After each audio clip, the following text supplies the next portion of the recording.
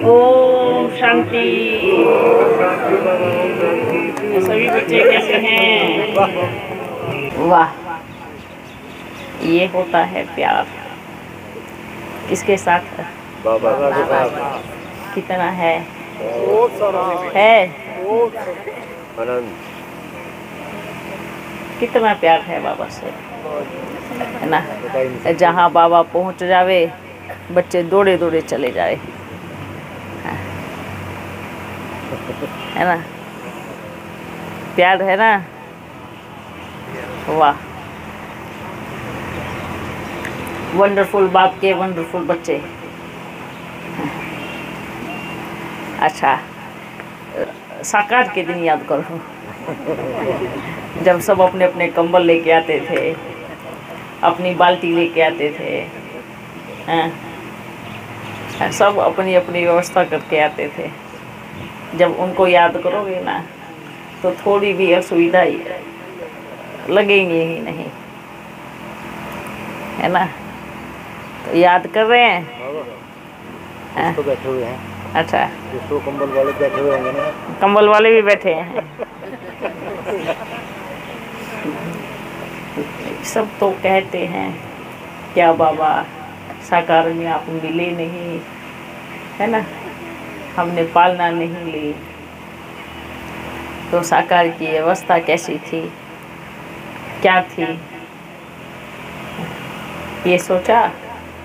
सब बच्चे आते थे, अपना बैग बैगेज तो लेके आते ही थे। बाबा वो तो भूल गए। भूल गए, याद दिला रहे हैं। ज़्यादा सुख सुविधा में आ गए हैं तो वो भूल गए हैं। आप सोचो, आप बच्चे जितना सोचते नहीं हो उससे ज़्यादा आपका प्रोग्राम हो जाता है ना। ये बात हो गई। ये सिर्फ आपकी सोच है, और जिस दिन बाप की सोच चली जनसंख्या गिनी भी जाएगी। जिस दिन चली, बाबा ने कहा आप अपने बच्चों को संभालो, है ना। बड़ा गेट खुल गया। लेकिन जब बाप के आएंगे तो क्या करेंगे? छोड़ छोड़ के चले जाएंगे? हैं? क्योंकि बाप के हजारों में नहीं आएंगे ना, लाखों, इसमें आएंगे, करोड़ों में, लाखों में आएंगे। पहले लाखों में आने दो, है ना। संभालने के लिए। करोड़ों में बाद में देखते हैं ना। पहले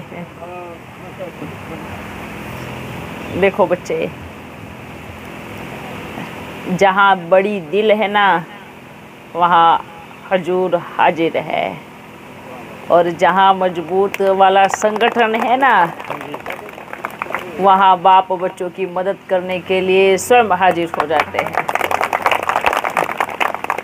संगठन में तू मैं या डिस्टरबेंस करना एक दो को, तो वहाँ बाप की मदद कैसे मिलेंगी, है ना।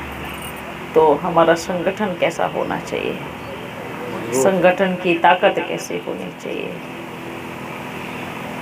कैसे हमारे शब्द होने चाहिए। बाबा को इतने बच्चे कितनी गिलानी करते होंगे, करते हैं ना, लेकिन बाबा ने कभी कुछ कहा है ना? नहीं ना। कैसा बनना है, कैसा बनना है, कैसा बनना है। बाबा के साथ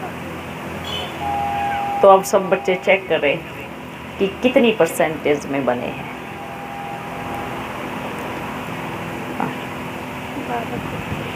कितनी परसेंटेज में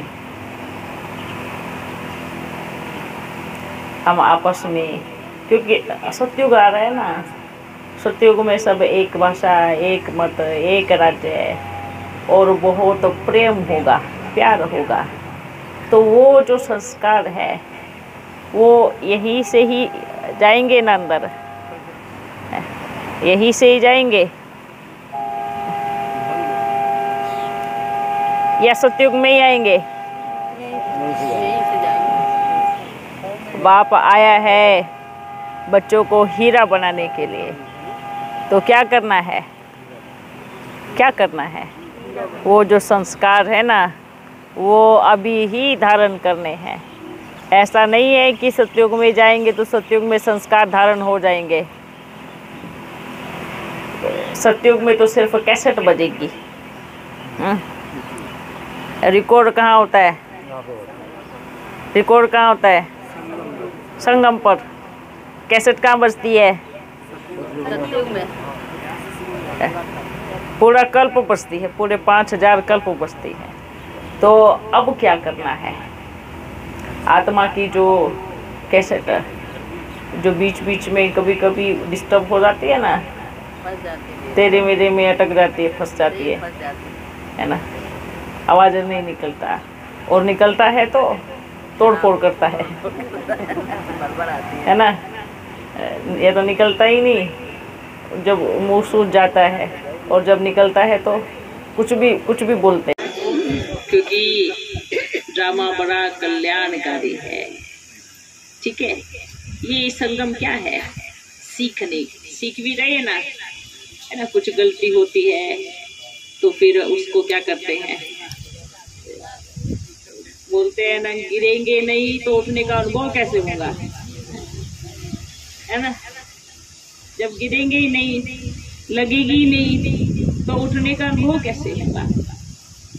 तो क्या करना है? अनुभूति जरूरी है। जैसे जिसको प्यार होता है तो इसका अनुभव होता है, बाबा से प्यार का अनुभव होता है ना।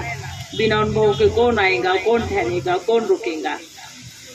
तो ऐसे ही अगर हमसे थोड़ा भी ऊपर नीचे होता है तो ये सोचना है, क्या सोचना है कि अगली बार मैं और बहुत अच्छा करूँगा, है ना। जैसे शुरू में भी जब कोई वाहन चलाते हैं तो गिरते हैं ना। अगर आप साइकिल चलाओगे पहली बारी, एक दो बार लगेंगे, गिरेंगे, फिर क्या करेंगे? फिर उठेंगे, फिर चलेंगे, ठीक है। तो अब क्या करना है? क्या करना है? अगली बार और बहुत अच्छा करना है। लेकिन अच्छा करने से पहले हमें हमारे अंदर सुनने की भी शक्ति होनी चाहिए। ऐसा नहीं कि सुनाते जाओ, और जब सुनने की बारी आवे तो क्या बोले, मैं नहीं जानता, मैं सुनूंगा ही नहीं, मैं आपकी बात ही नहीं मानूंगा, मैं आपकी बात क्यों मानूं। ऐसा नहीं होना चाहिए। ये संस्कार अच्छा नहीं है। ये संस्कार खुद भी दुखी करता है और दूसरों को भी दुख देता है। तो और हम है कौन? बारी बारी बाबा क्या बोलते हैं? सुख दाता बाप के सुखदेव, सुख देने वाले। और हमारे शब्दों से किसी को दुख पहुंचे तो ऐसा लगेगा। तो जब भी प्रोग्राम करते हैं तो जो अनुभवी है उनका भी सलाह लेना है, ठीक है। व्यवस्था अच्छा देखना है, लिस्ट बनाओ, कहाँ से कितने बच्चे आ रहे हैं, लिस्ट बना करके रखो, फिर उनकी व्यवस्था करना देखो, है ना। इसलिए बाबा क्या बोलते हैं? बच्चे बोलते बाबा उधर आओ, उधर आओ, उधर आओ। बाबा बोलेंगे आएगा, आने से क्या होगा, बुलाने से क्या होगा। इतना व्यवस्था भी तो होना चाहिए, क्योंकि बाप जहाँ जाता है अकेला नहीं जाता, है ना। आप बाबा को ही बुला रहे हो, बाबा की कुछ लाइन लगी है, उसका क्या होगा, है। ऐसा नहीं कि हमें तो बाबा से मतलब है, बस बाबा कहीं अकेला जाने वाला नहीं है। इसलिए हर एक बच्चा सोच के रखे, जहाँ मेरा बाबा जाएगा पीछे पीछे पीछे पीछे लंबी क्यों आएगी। तो भविष्य में जो भी बाबा मिलन की तारीख मांगता है, तिथि मांगता है, तो ये सोच करके मांगना कि बाप के पीछे बाप के बच्चों की बड़ी लाइन है और उस लाइन की रुकने की भी व्यवस्था होनी चाहिए। उस लाइन के लिए भोजन भी होना चाहिए। ऐसा नहीं जो सामने है बस हम उसको ही देखेंगे, जो पीछे हैं उनको ध्यान ही नहीं देंगे। हाँ, ठीक है बच्चों, याद रहेगा सबको? पक्का? तो हमें क्या करना है बच्चों? आप जहाँ पर भी कराओ, बाबा आया ही है हर एक बच्चे को मिलने के लिए, बांडेली माताओं को मिलने के लिए, जहाँ कोने कोने में छुप के बैठी है, नहीं पहुंच पाती, उनसे मिलने के लिए, ऐसे बच्चों से मिलने के लिए जो जगह जगह भटक के थक गए हैं और बोलते हैं अब हम कहीं नहीं जाएंगे क्योंकि हम बहुत थक गए, ऐसे बच्चों से मिलने के लिए, है ना? जगह जगह घूम के थक गए, नहीं अब नहीं जाएंगे, अब उधर गए, उधर भी आवाज आया बाबा इधर आ रहे हैं, उधर आ रहे, इधर आ रहे, सब जगह जा रहे हैं, अब हम नहीं जाएंगे कहीं पे। तो वही तो ना, आवाज तो गर्जन तो कहीं हर जगह से आई, इधर बाबा आ रहे, इधर आ, लेकिन जो सुनने की जो ताकत थी ना, परखने की ताकत थी ना, वो थोड़ी कमजोर थी, है ना? जब सही में शेर आता है तो क्या होते हैं? सोए पड़े होते हैं सब। कहानी है ना, शेर आया शेर आया शेर आया।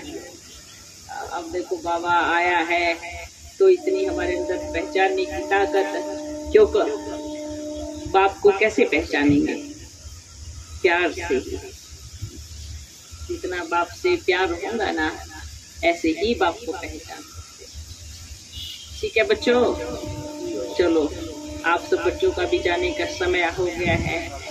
आप सब बच्चों का समय को ध्यान रखते हुए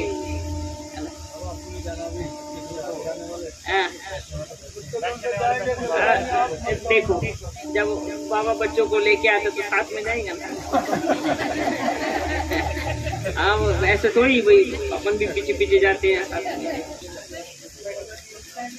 अब ये सोचना है कि यहाँ की प्रकृति को, यहाँ की सभी आत्माओं को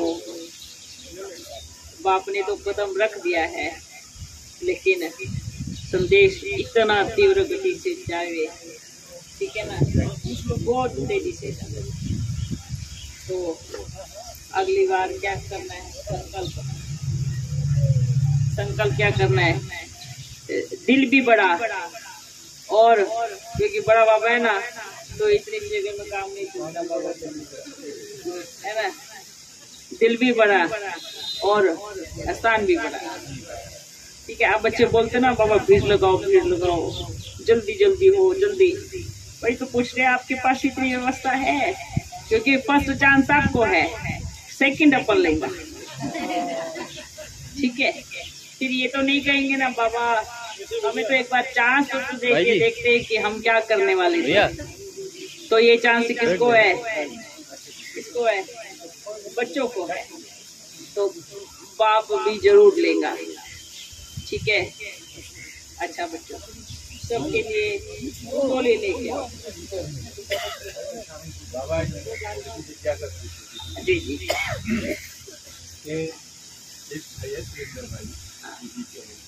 वो कहता है कि कृष्ण नहीं, अच्छा, भाई कहता है को नहीं दिया, और आपकी जो मेरी 23-10 की है, उसमें लिखा कि नाम नहीं जाएगा 2 साल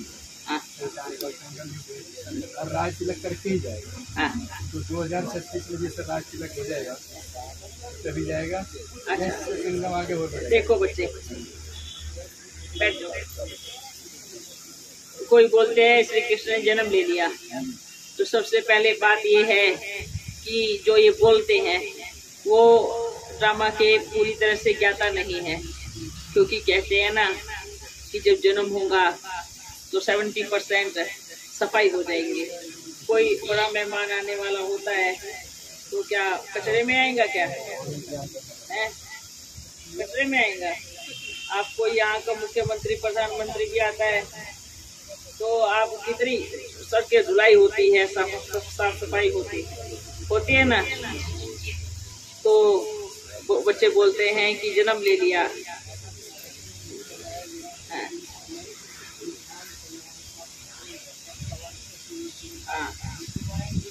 बताओ। और बोल रहे हैं जब श्री कृष्ण का जन्म हुआ तो कहीं कहीं कोई दिया जल रहा था। इसका तो पता क्या है? कहीं कहीं किसी कोने में दिए, अर्थात आत्मा रूपी दिए रखे, बाकी सब परम धाम की यात्रा में। तो आप बताओ जन्म कैसे लेना? पहले तो सफाई होंगी ना, तो उनको समझाना, जो भी बच्चा है उनको बोलो, याद में बड़ा अच्छा जवाब मिलेगा। ठीक है, याद रहेंगी ना तो जवाब भी बड़ा पावरफुल मिलेगा। कि जब कोई छोटा मोटा भी इधर का कोई एरिया का आता है तो कितनी सफाई करते हैं, पूरा ट्रैफिक रोक दिया जाता है कि भाई हमारा नेता आ रहा है, तो सतयुग में कितनी ट्रैफिक रुक जाएंगी। तो अभी तक जन्म नहीं हुआ। दूसरी बात रही संगम युग, कितने साल का है? देखो बच्चे, सिर्फ इतना सोचो आप बच्चों के लिए, ये संगम 100 साल का है। ठीक है, संगम को बस बच्चे 100 साल तक ही देख सकते हैं, बाकी का जो समय है वो बच्चे नहीं देख सकते।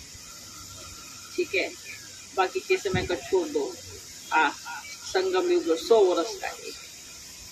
ठीक है, और जो आगे का जो समय है वो यात्रा दूसरी है, टर्न दूसरा चला गया, उसके बाद उसका राज आगे चल के बताएंगे। ठीक है, हाँ बस ये संकल्प रखो। हाँ, संगम युग 100 वर्ष का ही है। ठीक है, लेकिन आपका 100 वर्ष किस दिन किस तारीख को पूरा होगा वो आपको कोई डेट नहीं दी गई अभी। मतलब कि जब घंटी बजेंगी वो डेट अभी किसी को मिली नहीं है और मिलेंगी नहीं। बाबा ने बोला 1 सेकंड पहले भी नहीं बताऊंगा कि दूसरी सेकंड में घंटी बजने वाली है ना। जैसे स्कूल में घंटी बजती है तो सब बच्चे दौड़ते हैं ना, घर की तरफ दौड़ते, भागो भागो, है ना। वो एक छोटे से स्कूल की घंटी बजती है तो सब दौड़ते हैं। जब बाबा अपनी घंटी बजाएगा कहाँ दौड़ेंगे सब? घंटी बजना मतलब घर की तरफ दौड़ना है ना। घंटी का मतलब क्या होता है? भागो। तो इस संसार में भी जब घंटी बजेगी तो कहाँ जाएंगे? परमानेंट। बाबा श्री कृष्ण तो कह रहे थे ना कि कलयुग उसमें आते हैं ना जेल में, तो उसका क्या अर्थ है? उसका अर्थ ये है कि कलयुग पूरी तरह से समाप्त नहीं होता है, इसलिए कलयुग की जेल दिखाई हुई है। वो जेल वैसी वाली जेल नहीं होती है ना। जब विनाश होगा तो कौन सी जेल बचेंगी? बचेंगी क्या? जेल में नहीं, मतलब हाँ, खराब हो जाएगी, बिल्कुल। जैसे पूरा व्यवस्था अस्त व्यस्त होगी, है ना। कलयुग का पूरा जोर शोर से जाने का समय आ जाएगा, है ना। एक स्टेज पे इस किनारे कलयुग होगा, इस किनारे सतयुग की एक तरफ उतर रहे हैं। तो वो जो थोड़ा सा जेल दिखाया है ना, थोड़ा समय का, बस वही दिखाया है कि जेल में हुआ। अर्थात उस समय कलयुग पूरी तरह से, कलयुग की जेल पूरी तरह से खत्म नहीं हुई, पूरी तरह से नहीं। 111 से शुरू होता है जब राज तिलक होता है, तब से 111 से शुरू होता है। ठीक है ना। ऐसे तो बच्चे बहुत सारे राज हैं, बाप बैठ जावे तो 1-2 रोज कहाँ निकल जावे मालूम ही नहीं पड़ेगा, है ना। तो आप बच्चों के समय का भी बाप ध्यान रखते हैं। तो बाबा के पास तो इतनी पोटलियां हैं कि आप के पेट में हजम होंगी ही नहीं।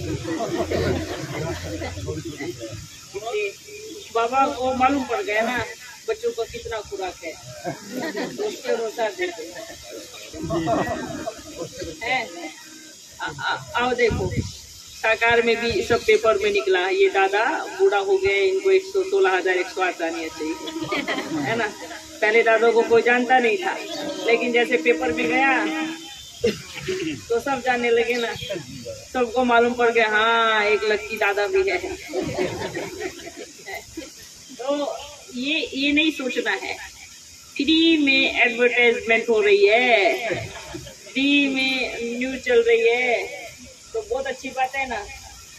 आप बोले वो अलग बोलते हैं, पर आप दिल से समझो कि हम एक हैं, ठीक है।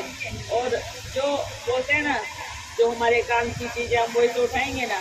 अब आप मेले में जाते हो तो मेले में तो बहुत सारी चीजें होती हैं, आप लोगे क्या क्या लोगे? जो आपको जरूरत है, जो आपके काम की चीज है वो लो, है ना? वही होता है ना। है। हाँ। अच्छी बात है, कितनी अच्छी बात है। तो जैसे बोलते ना, मेला लगता है, मेले में हमें जो जरूरत होती है, जितनी की जरूरत होती है, जितनी हमारी क्षमता होती है, हम उतना ही सामान उठाते हैं ना। तो आप बच्चे जब सुनने जाते हैं तो आप जो आपके सुनने की नहीं है, जो आपके काम की नहीं है, उसको सुनो ही नहीं, और जो आपके काम की चीजें हैं वो सुनो, है ना। बाबा ने तो नहीं कहा ना कि कभी आप अलग अलग हो, तो उसकी प्रत्यक्षता कौन कर रहे हैं? तो ये तो वही हो गया ना, बाबा को भूल गए और रोज किसको याद कर रहे हैं? माया। माया इस रूप में आई है, माया उस रूप में आई है। बाबा को याद करो, माया भाग जाएंगी। है। तो देखो, जो बच्चे बाप को छोड़कर माया को याद कर रहे हैं, तो कहावत है ना, आप एक मेहमान को बारी बारी बुलाओगे, वो क्या करे? एक दिन आपके पास धरना देके बैठ जाएगा, है ना। मैं आ गया, अब आप मुझे नहीं निकाल सकते। अब माया का बड़ा पक्का रूल है, आप बुला लोगे पर जाएगी अपनी मर्जी से। तो सभी बच्चों को, ब्राह्मण बच्चों को भी बाबा के दिल की शुभ भावना है, हर एक बच्ची के प्रति, हर एक बच्चे के प्रति। इतने समय की तपस्या को अपने शब्दों से, अपने कर्मों से, अपनी वाणी से, अपने विचारों से भंग मत करें। ये सोचे, इस संसार में हर एक आत्मा का अपना अपना पार्ट है ना। हर एक आत्मा अपना अपना पार्ट बजा रही है, अपना अपना संकल्प कर रही है। तो क्या सोचना है, हर एक आत्मा का अपना रोल है। मुझे सबको शुभ भावना देनी है, शुभ कामना देनी है, और रोज बाप के मुरली सुननी है। ठीक है, क्या करेंगे? सुनेंगे ना? हाँ, रोज सुननी है। अगर बच्चियां बोलती है सेंटर नहीं आना, तो कोई बात नहीं, अब अपने घर में बैठ कर मुरली सुन, है ना।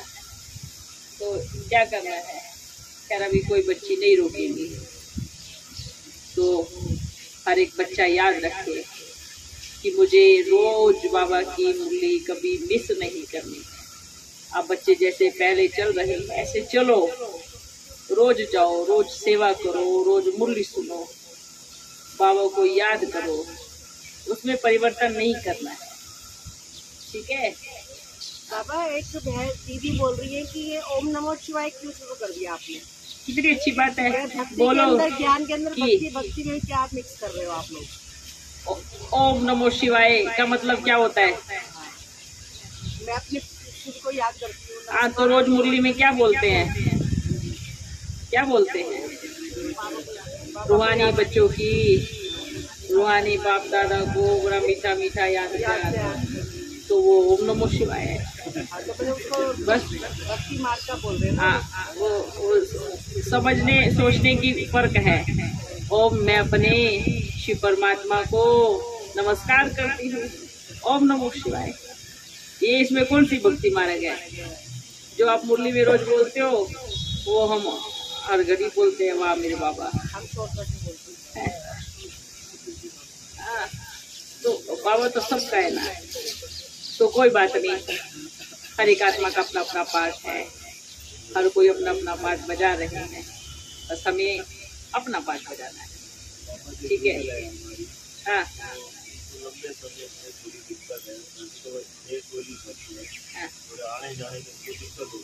अच्छा, हाँ,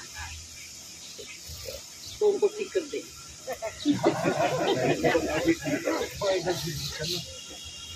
अच्छा, नहीं देखो बच्चे, ये आत्मा का छोटा मोटा हिसाब किताब होता है। तो इसमें हमारे मन की शक्ति ज़्यादा काम करती है। अगर हमने संकल्प कर लिया कि हमें ठीक होना ही है और मन के संकल्प के सामने शरीर में इतनी ताकत आ जाती है ना, इतनी शक्ति आ जाती है कि वाह क्या ताकत आई है। आप बाप के लिए निकलो सेवा पे, देखना अपने आप पैर चलने लगेंगे। जब नशा होता है ना, खुशी होती है ना। अच्छा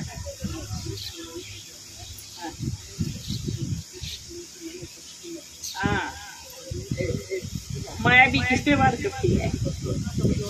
किस पे वार करती है? जो कमजोर होते हैं। और शरीर की बीमारी भी किस पे वार करती है ना। एक बार डॉक्टर ने बोल दिया कि आप कभी चल नहीं सकते, तो मन में बिठा लिया कि मैं कभी चल नहीं सकता। जो चल रहे थे वो भी है ना। तो ये मन में आज सब बीमार है, शरीर से नहीं है, इससे